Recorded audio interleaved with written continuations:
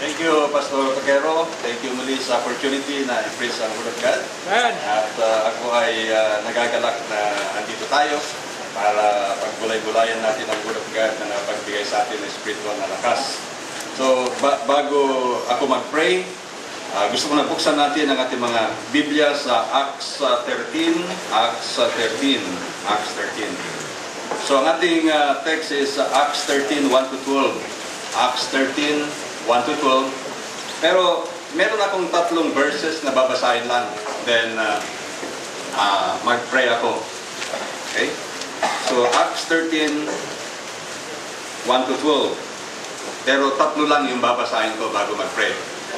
Okay, ang una kong babasahin ay verse 5. May kinalaman sa magnifying the words of God in mission. Ang sabi sa verse 5, and when they were at Salamis, they preached the Word of God. So they preached the Word of God in the synagogue of the Jews, and they had also John to their minister. And then pupunta tayo sa 7. Sabi sa 7, which was with the deputy of the country, Sergius Paulus, a prudent man, who called for Barnabas and Saul and desired to hear the Word of God. So kanina, pinis silang Word of God, pero ngayon, may nag-desire to hear the Word of God. And then, dito sa verse 12, ang sabi dito, then the deputy, when he saw what was done, believed, being astonished at the doctrine of the Lord. Tayo ay manalangin. Heavenly Father, we come to Thee before the throne of grace and ask mercy. Lord, please open our eyes that we may see wonderful things from the Scriptures. And Lord, we ask Thee for the help of the Holy Ghost, and please bless Thy people. May Thy name be glorified. And I ask all these things in Jesus' name. Amen. Amen. So dito sa una natin nakita, preach nila ang Word of God, minagnify nila ang Word of God sa kanilang mission. And then pagdating sa verse 7, may nakagusto sa Word of God. Pero pagdating sa verse 12, namangha yung tao sa doctrine, sa Word of God. So, yun ang dapat na gawin natin mga preachers of the Word. Na kailangan, ang preaching of the Word ay huwag natin pabayaan na apak-apakan na lang ang preaching of the Word. Kundi, ma-emphasize and then magustuhan, and then mamangha sila sa power ng Word of God. Noong araw, ang guitar playing ay hindi gaanong iginagalang. Worldwide, pagka nag-play ka ng guitar, even sa ating lugar, pagka nag-play ka ng guitar, para kang walang magawa at pupunta ka sa kanto, mag-play ka ng guitar. So, just ordinary playing, na yan ay pangharana, pangpalimos, at iba pa. So, mababang tingin. Pero, mayroong isang tao, Spanish guitarist, si Segovia. Nung naggitara sa Segovia, na magnify ang classical guitar, nagbagong pananaw ng tao sa pag-play ng gitar. Dahil nakakaiba ang kanyang pag-play ng gitar. So, sa gitar yun. Sa ibang pagkakataon, ang boxing ganun din. Na ang boxing ay para sa tao na walang magawa, to the point na pupunta sila sa street fighting, mag-boxing sila. Pero ngayon, mayroon tayong Pacquiao. Pinaganda niya ang boxing. Pinaganda niya. Maraming na-amaze sa boxing. No? Because of Pacquiao. So, nabigyan ng halaga. Katulad din dito, na minagnify nilang Word of God, may nakagusto sa Word of God, astonish yung tao sa Word of God. So, yun ang dapat natin gawin. At hindi lang si Pacquiao, si Ali, isa pa. Ngayon, mayroon din isa pang, kung mahilig kayo na mag-play ng piano, mayroon din isang tao na hindi kilala ito. Pero, Pilipino ito. One of the best jazz player ay si Madman. Si Madman. At from the South yan. At as a top 3 siya sa galing ng jazz playing. Pero pinaganda niya naman ang jazz playing. Kasi hindi lang siya nag-play na ganyan, kundi pabaliktad pa. And then, gano'n siya mag-play. So, nakakaiba. Ngayon, for we servants of the Lord, tayo na mga preachers of the Word, we have a vital role para ma-animate ang pag-preach ng Word of God. So, kuminsan, nagbabrowse tayo sa internet, meron tayong nakikita na magaganda, animated. Pero ang nakikita lang natin yung animated things. Pero actually, behind it, may mga foods yan. Sa likod na hindi nakikita, yun yung mga nagpapagalaw. Yun ang ating pag-aralan this afternoon. So, ang topic ng ating mensahe ngayon is needful things we should know about mission work. Needful things we should know about mission work. At meron tayong 4 points. Pilitin ko na hindi kayo antukin. No? Kasi itong time na to, antukin ang nakikinig ng ganitong oras sa Word of God. No? Sa aming church ay maraming natutulog din. No? So possible na may matutulog din dito. Kuminsan, doon nga sa aming church, nagpipreach ako, mag-asawa, nag-uuntugan yung ulo nila. Nag-uuntugan, gumaganon pa. Para bang, natitempt ako na paglabas ko sa church at kamayan sila, gusto ko sana sabihin, Brother, sis, kumusta ba ang panaginip?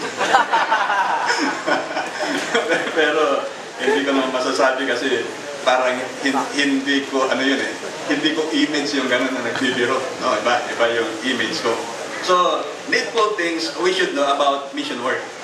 Point number 1, the power of fasting and prayer.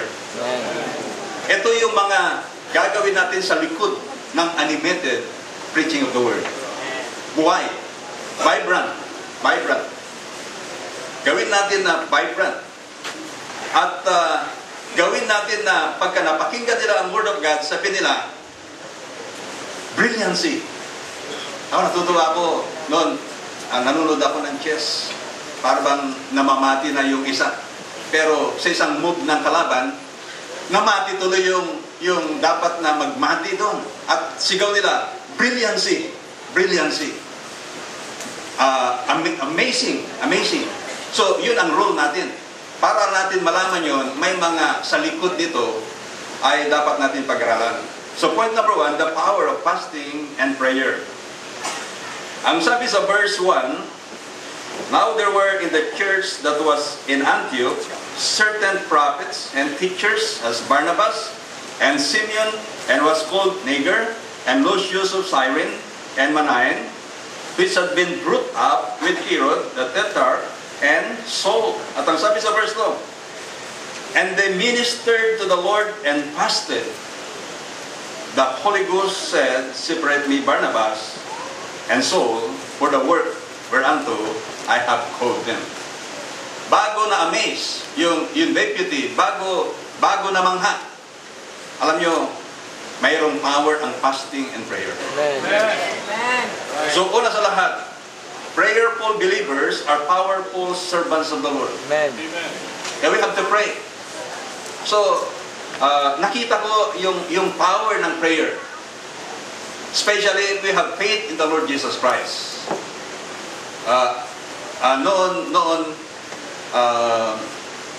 Yung pag-aral ko, iba yung office hour ko sa aming church. Ang office hour ko is 10 o'clock ng gabi hanggang 3 o'clock ng madaling araw. Pero one time nga, nakakakyat ko nga si Pastor Valdez yung mga time na yun. Na nagko-copy pa nga. Pero sabi ko, paano kung makipag-chat ako kay Pastor Valdez, di ma-lessen din yung time ko dito sa office hour ko. Kaya hindi na ako nag-open Pastor. Hindi na, diba? Nagkakape ka, kikita kita. Pero hindi na ganun. Pero I have to study the Bible. In-depth study. Kailangan yan. And then, kailangan mag-pray. You have to kneel down. At alam nyo ba na if you pray, para bang mayroong power din na mawawala sa'yo? you labor in prayer. Ewan ko kung na-realize yung ganon. Na mag-pray ka na gusto, para bang madidrain ka din. No? At maraming magpe-prayer request. So, ito ay isang assurance na sasabihin ko sa inyo, lalong-lalo na mga missionaries.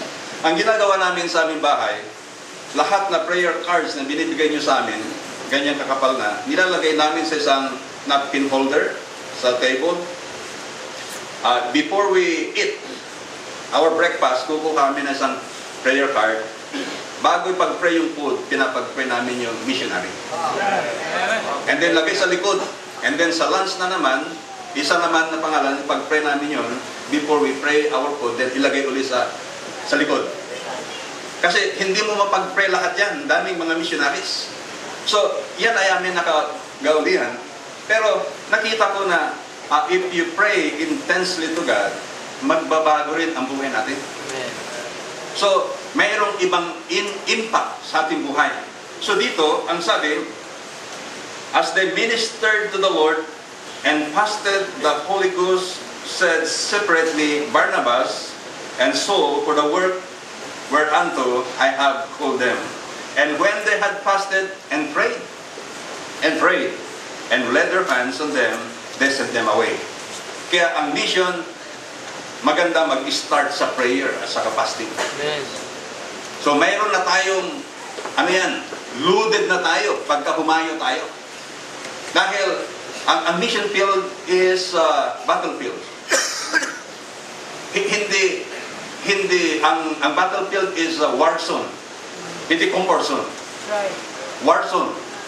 At tayo ng mga pastors, preacher of the word, we are in the front line.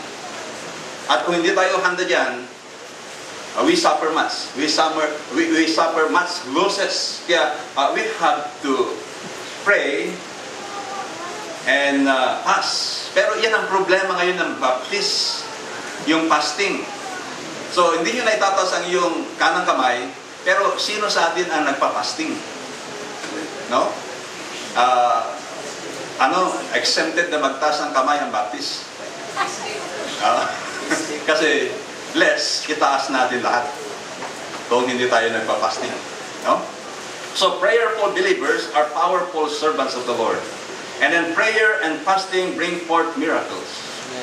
Nakapag-produce ng miracles. And then thirdly, prayer and fasting lead us to the blessed will of God. I-lead tayo sa blessed will of God. At ang pinaka-safe na lugar ay as a sentro ng blessed will of God. Kahit